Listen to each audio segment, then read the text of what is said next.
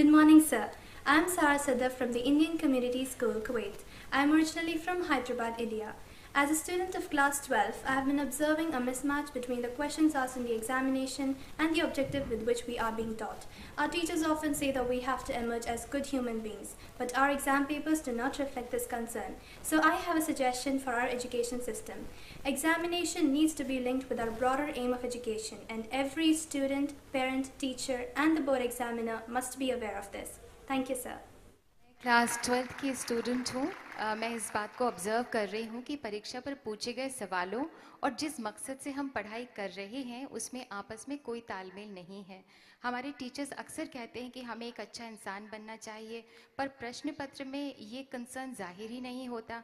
हमारी शिक्षा व्यवस्था को एक सलाह है कि हमारी परीक्षा शिक्षा के व्यापक लक्ष्य से जुड़ी हुई होनी चाहिए और इस बात के प्रति teachers, students, parents, board examiners सभी को सजग होना चाहिए। माननीय, इस बारे में आपके विचार हम सब जानना चाहेंगे। देखिए, मूलतः शिक्षा में सारी बातें होती हैं।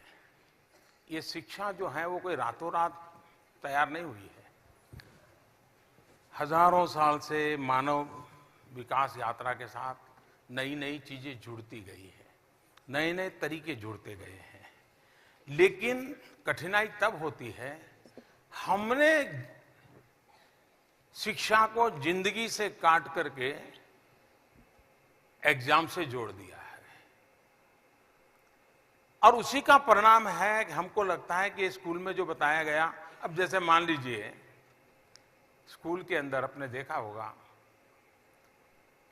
कहीं पर टूरिस्ट प्लेस पर आप जाएंगे तो 5वीं, 6ठी, 7वीं कक्षा के बच्चे अगर वहाँ टूरिस्ट के रूप में कहीं स्कूल बस आया है और टीचर ने बताया कि ऐसे चलना है तो सभी बच्चे ऐसे ही चलेंगे। ऐसा होता है ना, हाथ पीछे बांध करके पूरा टूर देखेंगे, टूर प्रोग्राम ऐसे करते हैं ना। अब ये शिक्षा में नहीं है, लेकिन ये उसने जो सिखाया क्या वो जिंदगी से जुड़ा हुआ विषय नहीं है क्या? डिसिप्लिन मतलब ये मैं नहीं कहता हूं फिर रात पैर ऐसे करना ही मत।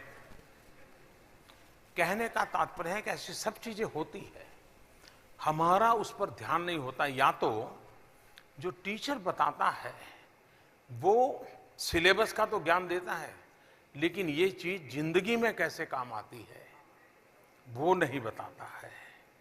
हकीकत ये है कि शिक्षा के हर पहलू को जिंदगी के साथ रिलेवेंट करके पेश करना ये टीचर्स को हॉबी होनी चाहिए, उसको आदत। मैं छोटा सा बताता हूं। मैं जो छोटा था तो हमारे एक टीचर थे, मैं सरकारी स्कूल में पढ़ा था, गवर्नमेंट प्राइमरी स्कूल में, और मेरा जो गांव था वो गायकवाड़ स्टेट था। तो गायकवाड़ राजा की एक विशेषता थी कि जहां भी उनका राज होता था वहां प्राइमरी स्कूल होती थी, बच्चियों की शिक्षा कंपलसरी होती थी, पोस्ट ऑफिस होती थी, तालाब होता था, लाइब्रेरी होती, ऐसे कुछ उनके विशेषताएं थी। जहां जहां उनका राज होता था इतनी चीजें होती थी।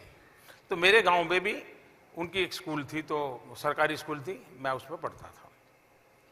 हमारे एक टीचर की विशेषता थी, वो क्या कहते थे, हम सभी स्टूडेंट को कहते थे कि चलो तुम 5 खड़े हो जाओ, तुम कल घर से तुम 5 मूंग के दाने लाओगे, तुम 7 मूंग के दाने लाओगे, तुम 9 मूंग के दाने लाओगे।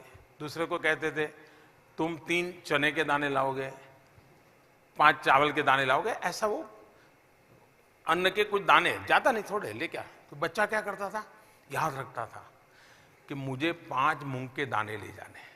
तो घर में किसको मूंग कहते हैं तो सीख जाता था, किसको मूंग कहते हैं, पकड़ करके ले आता था बड़ा संभाल करके।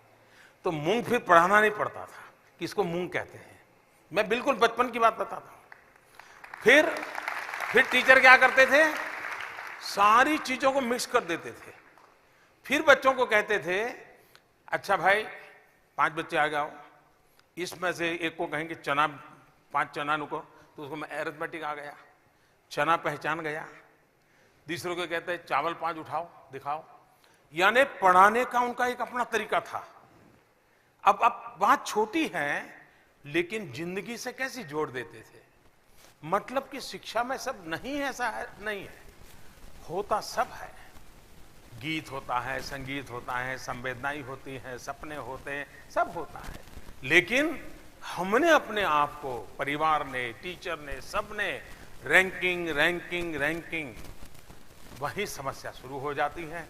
जीवन को हम खोल दें, जीवन को हम विस्तृत कर दें, हर चीज में से अपनापन सीखना शुरू कर दें, अपने आप देखिए खुद की जिंदगी बदलेगी, परिसर की भी जिंदगी बदलेगी।